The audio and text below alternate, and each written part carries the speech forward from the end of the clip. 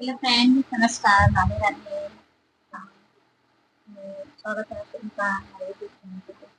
देखो, हम छोटा सा बहुत ही प्यारा जनगणना विवाह की बेटी विवाह गीत लेकर आए हैं। इसमें कमेंट करके बोले तो रहेगा बहुत ही धमाकेदार विवाह है। तो सुनिए आप विवाह कमेंट करके बताइए। कमानी दिशावा से उठी रे बादरिया, रे उठी रे बादरिया, रे कमाने नी दिशावा छाई रे लाल मावा, रे कमाने दिशा में रही छाई रे लाल मावा।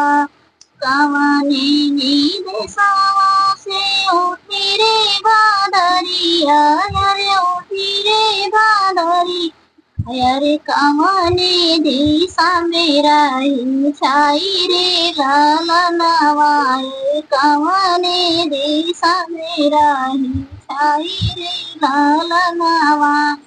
पूरा बाही दिशावा से उठी रे बादरिया, रे उठी रे बादरी, अरे पश्चिम दिशा मेरा ही छाई रे लाल नावा, अरे पश्चिम दिशा मेरा ही छाई रे लाल नावा।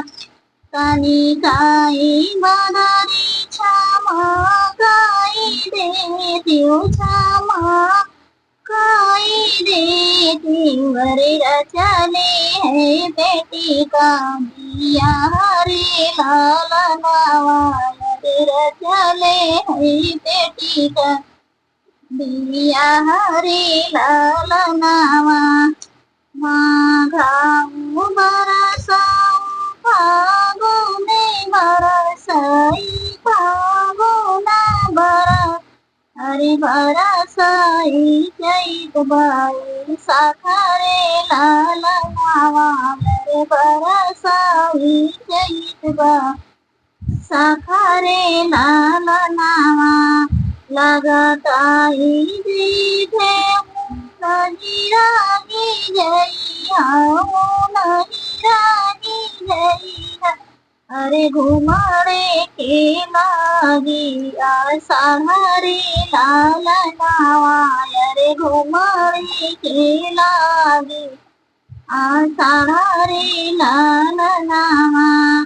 कनिक के स्वामी क्षमा गाई दे त्यो क्षमा गाई देती उमरे मैया मोरे देती सुहागरी लाल नावा, रे माया मोरे देती सुहागरी लाल नावा। माया का भी गाई लाली रे चुनरिया, रे लाली रे चुनरिया, रे बेटी कभी गैरा मागरे सलनावा, रे बेटी का से भारा मागरे सलनावा।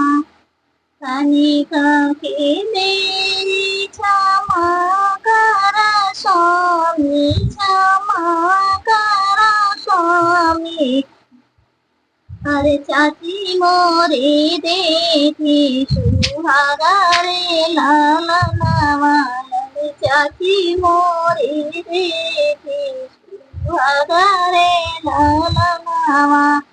चाची का भी गाई लाली रे चुनरिया, अरे लाली रे चुनरिया, अरे मोरे तुई मोरे से नूरावा मांगे रे लाल नावा, अरे मोरे भी गई मांगे भर से नूरा रे लाल नावा। कावाने नी दिशावा से उठी रे बादरिया, रे उठी रे बादरिया, अरे काऊने दिशा में रही छाई रे लाल नावा, अरे कावाने दिशा में रही छाई रे लाल नावा।